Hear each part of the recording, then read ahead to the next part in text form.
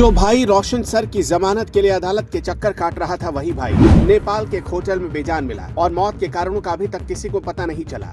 नेपाल क्यों गए थे रोशन सर के भाई? किसी ने मारा या हुई नेचुरल डेथ? बिहार पुलिस के कान हुए खड़े, खान सर का नाम क्यों आ रहा है सामने? खान सर पर भी दर्ज हुई थी FIR, लेकिन खुली हवा में अभी तक ले रहे सांस। रोशन सर की जमानत अर्जी को बार बार रुकवाने की साजिश, ये दबंगई किसी नेता की नहीं, एक टीचर की। नेपाल के एक होटल में देर रात एक लाश मिली, ना कोई गवाह ना कोई जवाब, सिर्फ संदिग्ध हालत में बंद कमरे में एक शख्स की मौत। मरने वाला का नाम प्रिंस था और वो पटना के उस ज्ञान बिंदु कोचिंग के डायरेक्टर रोशन आनंद के सगे भाई थे, जो इस वक्त खुद जेल की सलाखों के पीछे हैं। प्रिंस वही शख्स थे जिन पर खान सर के कोचिंग सेंटर पर हमले का आरोप था। FIR होने के बाद वो अपने 6 से 7 दोस्तों के साथ नेपाल चले गए थे। नेता नहीं, मंत्री नहीं, कोई सियासी रसूख नहीं, लेकिन खान सर की दबंगई ऐसी कि ज्ञान बिंदु कोचिंग के रोशन सर को अब तक जमानत नहीं मिली और अदालत के दरवाजे हर बार उनके खिलाफ बंद हो जाते हैं। खान सर के कोचिंग सेंटर पर हुए हमले के आरोप में रोशन आनंद सर को 3 जून को गिरफ्तार किया गया था और तब से वो जेल में है। उसी केस में खान सर पर भी FIR दर्ज हुई, लेकिन 9 जून को कोर्ट ने उन्हें अग्रिम जमानत दे दी और उसी दिन रोशन सर की जमानत याचिका खारिज हो गई। एक तरफ जमानत और दूसरी तरफ जमानत नामंजूर, एक ही दिन, एक ही अदालत, एक ही केस। अब इस विवाद के बीच नेपाल से एक कैसी खबर आई जिसने पूरे मामले को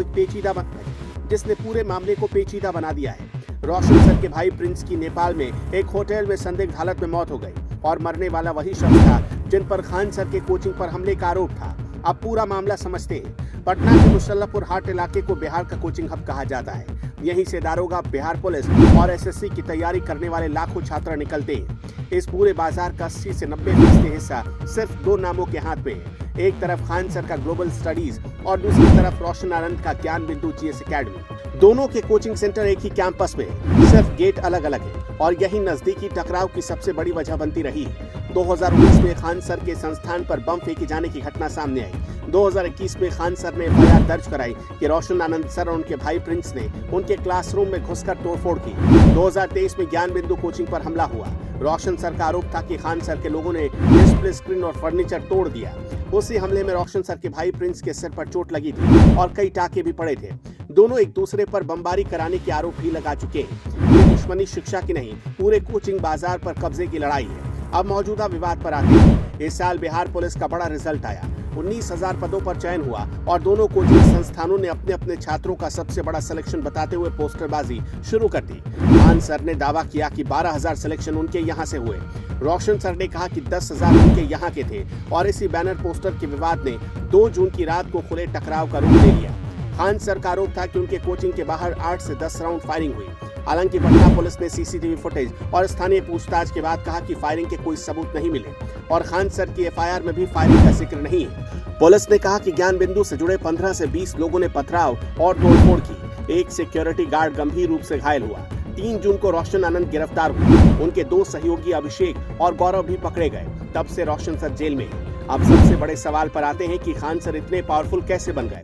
सोशल मीडिया पर करोड़ों फॉलोअर्स, पढ़ाने का सरल और मजेदार अंदाज और एक ऐसी छवि जिससे छात्र भावनात्मक रूप से जुड़े हैं। यही खान सर की असली ताकत है।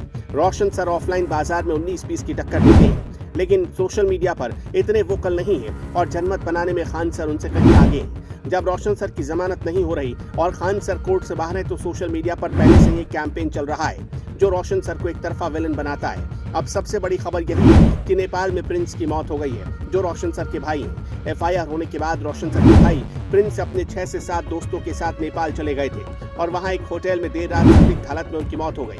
मौत के कारणों का अभी तक कोई आधिकारिक खुलासा नहीं हुआ है। जांच जारी है और स्थानीय पुलिस ने होटल में मौजूद दूसरे युवकों को हिरासत में लेकर पूछताछ शुरू कर दी है। रोशन आनंद के परिजन नेपाल के लिए रवाना हो गए और एक भाई जेल में है, दूसरा होटल के कमरे में बेजान पड़ा मिला है। सोशल मीडिया पर लोग इस मौत को एक बड़ी साजिश का हिस्सा बता रहे हैं। हालांकि इस पर कोई आधिकारिक बयान अभी तक नहीं आया। प्रिंस वही शख्स था जिस पर 2021 में खान सर के क्लासरूम में घुसकर तोड़फोड़ करने का आरोप था और हालिया हमले के केस में भी उसका नाम आरोपियों में था। ये मामला अब सिर्फ 2 कोचिंग सेंटर्स की लड़ाई का नहीं रहा। एक शख्स जेल में है, एक की संदिग्ध मौत हो गई और सवाल यह है कि पटना की इस कोचिंग वॉर की आखिरी कीमत कौन चुकाएगा।